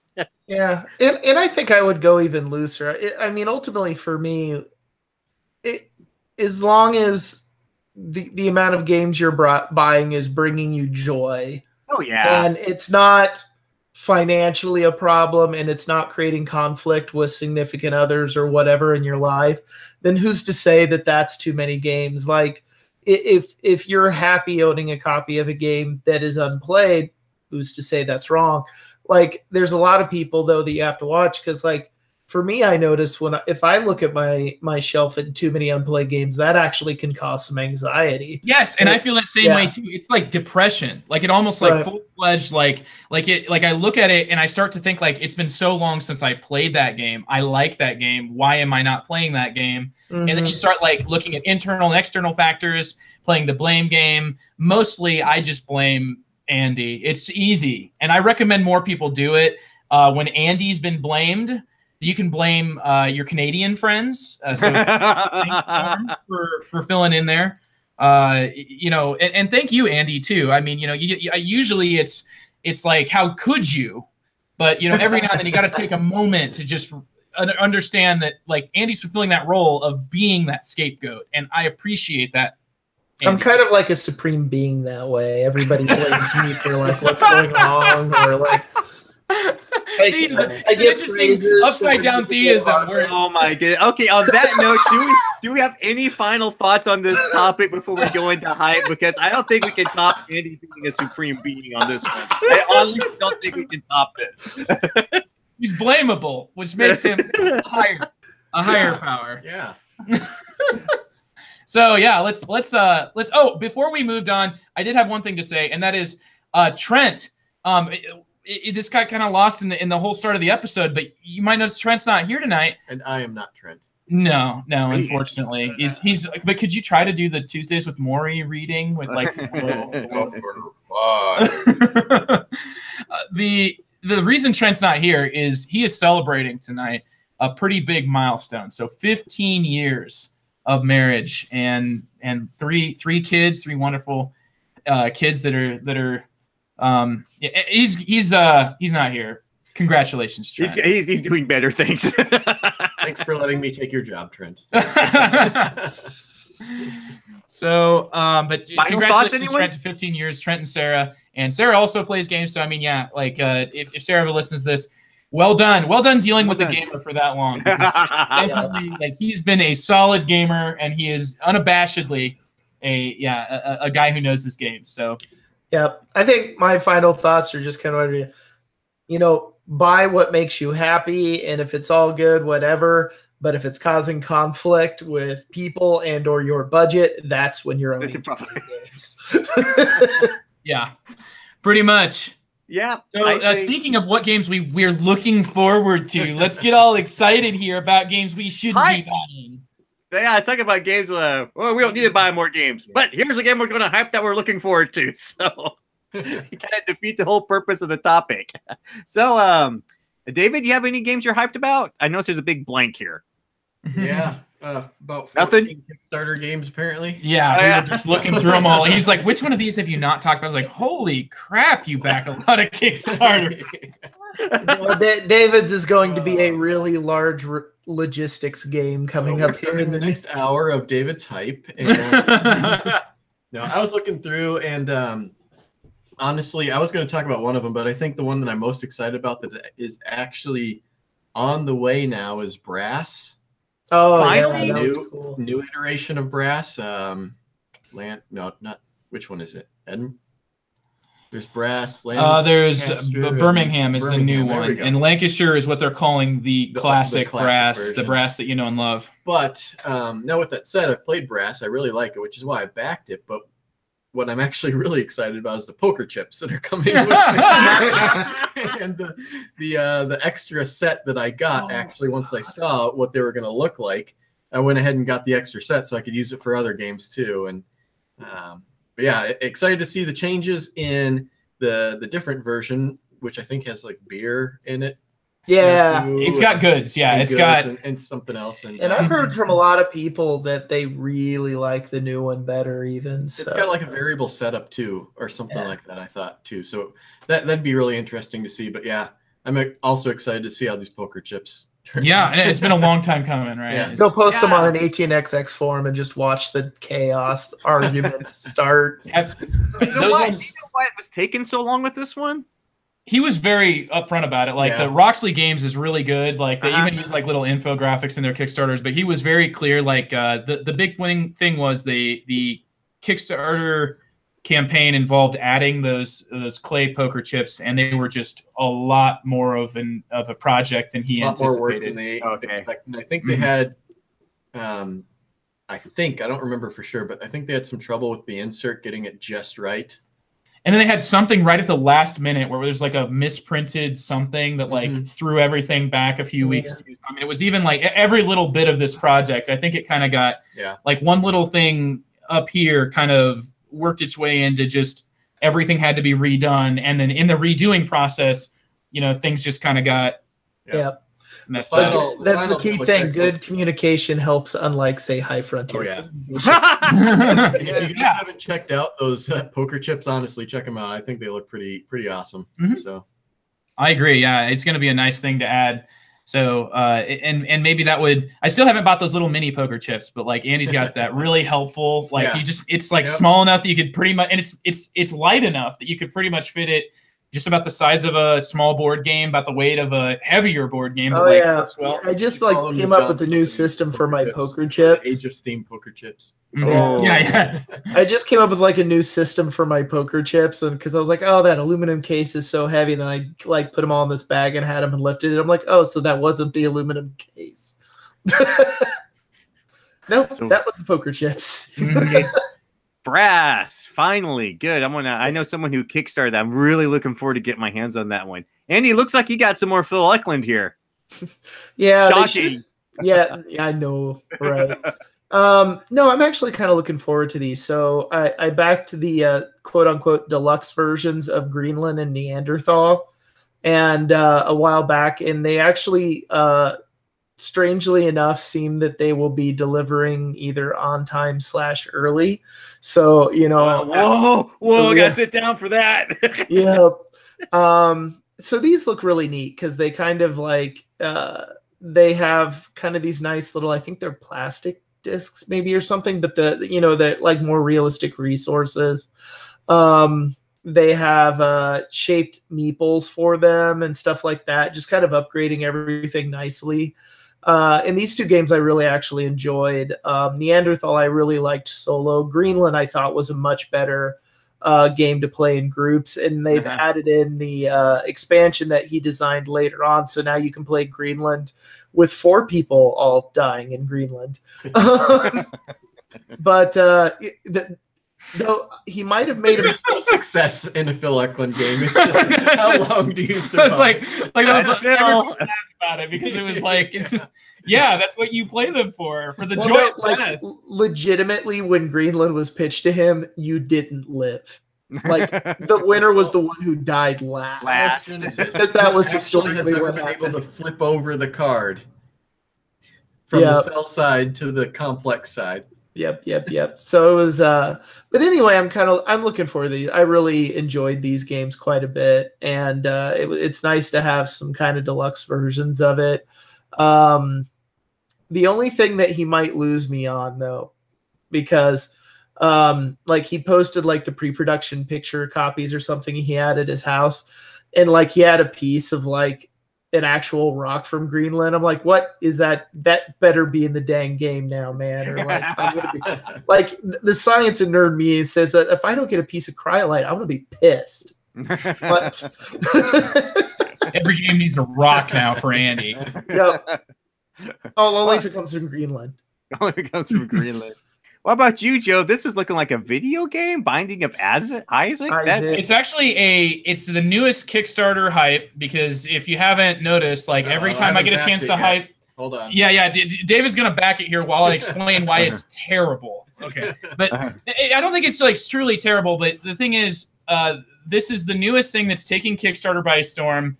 I want to say that when I checked it yesterday or earlier today, it was at like in the high 400,000s, and now it's surpassed 500,000. It is the Binding of Isaac.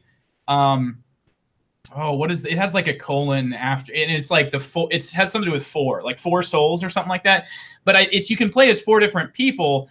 And if anybody's unfamiliar with it, the idea of the Binding of Isaac is it is a cartoony dual stick shooter. So like you have one stick will move your person around, the other stick, like the analog stick, you just put it in that direction, and that's where you shoot. And the idea here is that you're shooting Isaac's tears because he's trying to fight off his mother, who is like a religious, for religious reasons, has been told by who she feels is the voice of God to kill her young son. And the whole idea of it is like gross out, weird, like the drops, the item drops that you pick up in this game are going to be things like steroids, like really things that, like young kids should be not exposed to. The whole game takes place in Isaac's basement, and all the enemies are just like, they're like humanoids that are, and poops, like literally poops. Like a turd will be an enemy in this game that you fight against, and like that's kind of the idea here. And the Binding of Isaac, the video game, is addictive. It's addictive because like you start playing it, it's a hard game, but then the game gives you these ridiculous powers that sometimes are so broken that you just like skate through to the end and beat the final boss. Other times, instead of getting a positive like benefit, you literally get like something that just kills you, almost outright kills you. It's like this is like, here, I just beat the level, let me get this power up, and your power up ends up being something that actually hurts you. And that's not like, I feel like there's certain times the game is generally going to give you something that helps you. Like if you find a pill lying on the ground, a lot of times that pill is just going to show up on your HUD as like question mark. What is this pill? Let me take it. Oh no, now I move slower. Oh no, now I have one less heart. So like, I actually do enjoy playing this game for this weird sort of just pick up and play aspect of it, where it's like, it's a fast game. You can beat it in like an hour if you're winning. My brother likes playing it. You can play like 2-player, where one of you is kind of got limited abilities to like shoot and stuff. It's just weird. It's bizarre. Reminds Joe of his childhood. my parents deserve better than that, Andy. My parents, I'm going to stand up for mom and dad there. But the thing about it is like this Kickstarter, though, is selling you based on your enjoyment of the Binding of Isaac, the video game. And that's who's backing this. That's what I see. I do not see this game selling itself on like, I mean, he does in the Kickstarter page, like talk about how excited he is to play it and how much fun he's had developing it and how much his group, so I mean, he's trying to sell it based on his gameplay, but it seemed like it was tough for me to really glean like what you're doing. It sounded more like he sat down with a piece of paper and wrote down a whole bunch of board game effects that mimic the video game effects that that the designer knows well because he loves this game, right? So it's like a fan. It's more of like an homage to the Binding of Isaac. So it is like Exploding Kittens. Yeah, and that's the thing. It's like the Exploding Kittens was the oatmeal, as this game is to the Binding of Isaac, which it's a lot. It's like an actually licensed product, right? Not the same guy. It's the designer is independent of the designer of the video game. But like it's what it seemed to me is the gameplay here. When I looked at the cards, effects, and stuff, you're coming down to like rolling for success to see if you will make it past an enemy or not. It does seem like there's some other interesting things going on card play wise, but when it comes down to it. The people backing this, I think, are more looking for just, I want Binding of Isaac. Oh, Binding of Isaac, I love that game. And they're clicking on it and they're like, hey, I can get, 400 prints from the Binding of Isaac, one for each of the different wacky pickups you can get. Like one of them is a literal fly, like it's a house fly and it follows you around and shoots stuff. And I now have a picture of that. So, I'm not backing this at this point. I was about to say, if you backed it, hopefully I have better luck than the last board game that was purchased for me, which was Deadly Premonition, the board game. So maybe this will have better luck than that, but I wouldn't hold my breath on it. Well, if you're looking for something that mimics the video game and that you're looking like to just read cards and be like, I remember this from the video game, and then see how it plays out, like that, you're going to get that enjoyment. And I think that's as far as most of the people that bought like Exploding Kittens, like when it comes down to it, that's what they were looking for. They were looking for something that's going to be, a simple, easygoing game where they're not tabletop experts. They don't want to become tabletop experts. They want a marginal connection to something they already enjoy and something that's not going to cause their head to go into a pretzel. Testicles. So yeah, the exact polar opposite of what Andy is as a gamer, which is somebody who's never happy with anything comfortable and wants to be repeatedly thrashed by a anthropomorphic math book. Or just something that's super mean. Speaking of my hype, opium dealers. So I noticed I'm not on the list here, but I'm just going to go ahead and give some hype anyway because you deserve to hear me. My copy of Cataclysm, A Second World War, is waiting for me to pick up on Friday. And I am super excited about this one because I did some research on it, and one of the designers of Twilight Struggle, Gupta, really enjoying this. So I am super stoked to get this on the table and see what the hype is on this thing. So hopefully in the next few episodes, I'll start gleaning this thing, maybe try to grok it and report back. But I'm very curious to see what this game brings to the table and how it plays out. So look forward to it. My plays of Cataclysm, A Second World War. So this is not GMT then? Oh, it is GMT. Yeah. Yeah, like Joel Toppin's doing like not playthroughs, but like round overviews of like the whole game on Twitter. Did he design this one? So the designer of Navajo Wars and Comanche. I don't know if he designed it, but he's been doing like here we are in round blah blah blah blah of Cataclysm when this happened. Like he's just been like throwing things about his play of it up on Twitter. Yeah, I'm not familiar with the designers. It's like Taro Slavich and Mudon.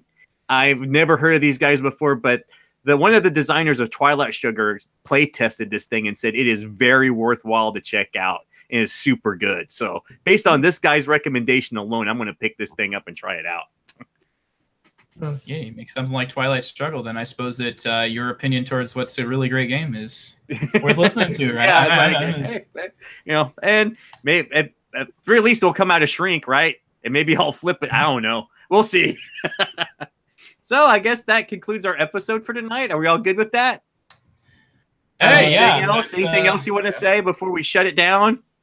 There's one last thing. All good things must come to an end, and maybe the next episode that you'll be on, David, you'll be out moved, but David's going to be not able to be physically next to me for any further recordings. Conceivably, but he's moving out to Utah.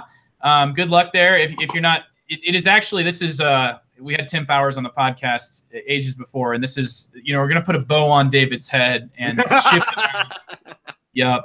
So this is the Northern Utah gamers, which is like tons of gamers, the designers from that area. It's gonna be a nice place. So good luck to you, sir. Thanks for joining tonight.